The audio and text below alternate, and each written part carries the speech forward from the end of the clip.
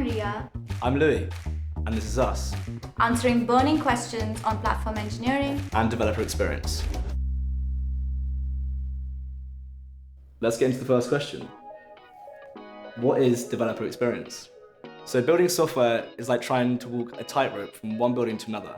You want to get to the next building, which is the delivery of the project, but to get there you obviously can't fall. Now when you're crossing the tightrope, your concentration is on not falling, and any distraction may cause a fall, which, in turn, slows the crossing. This slowing is what DevX tries to remove. By providing your devs with reliable tools and structured processes, your devs can be more focused and help them get to the next building faster. On to you, Rhea. What is an IDP? That's a good question. Let's simplify this. So the P in IDP stands for two things, platform and portal. Now let's start with platform. Imagine a big toolbox that has all of the little tools you need inside. Inside this box, you'll find components for accessing applications, building your own applications, etc. Now here's where it gets interesting. Inside this platform, there are two key players, the platform orchestrator, and then the second P, which is the internal developer portal. The latter is basically an interface, which can be either the UI, an API, or a command line. Now, why is all of this important? Well, the platform basically creates what we like to call a golden path for developers.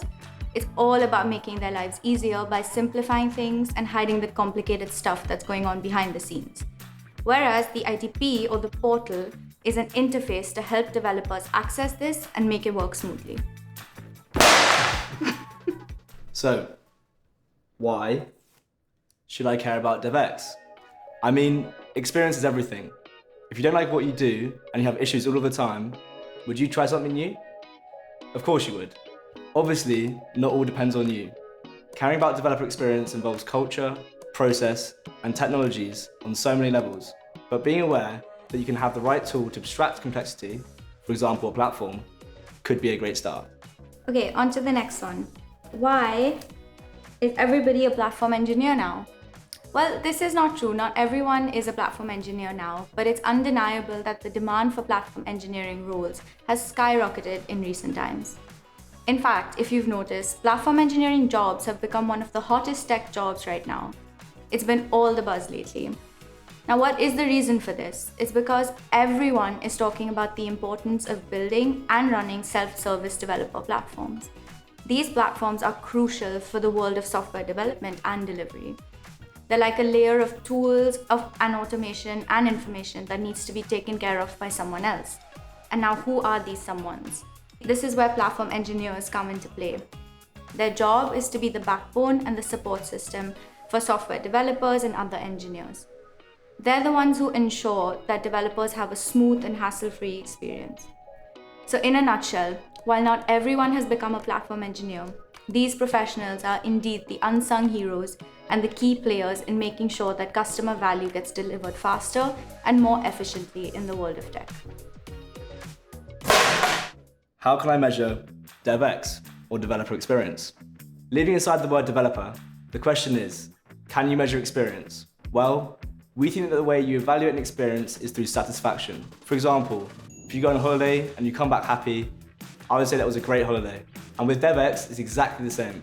The more your developers are satisfied, the better the experience. And in turn, the faster your deliveries. Now, don't get me wrong, software development is not a factory assembly line. So avoid focusing on cycle times, number of PR or merge requests, but rely more on the feedback from your devs. Ask them and provide them with the best process, the right culture, and the appropriate tools.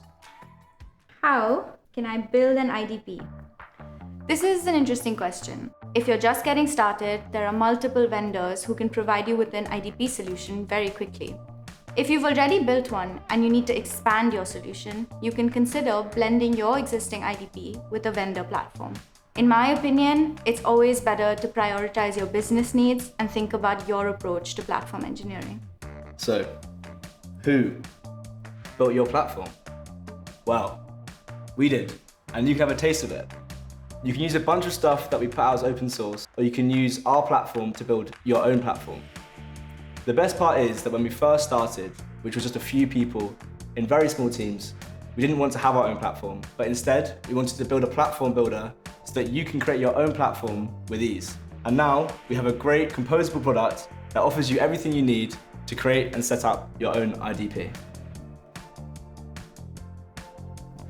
Moving on, who likes YAML files?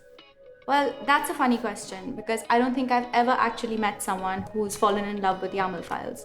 But if that's your thing, then feel free to share with us. For those of us who aren't big fans of YAML files or Kubernetes in general, we've come up with a shortcut. You can skip the YAML files by automating and embracing conventions over complex configurations, whenever you can. Of course, this works much better with an IDP. It's an incredibly helpful solution. When should I start building an IDP? Well, it varies from company to company, but there are some telltale signs that it's time to implement an IDP. Firstly, if you're looking to scale to DevOps, definitely. If you're starting to move to cloud native, you may want to simplify your journey. And if you're thinking about composable enterprise, absolutely. And finally, if you have a headache about developer experience, it should definitely be your go-to tool. All right, when should I tell my mum about platform engineering and DevX?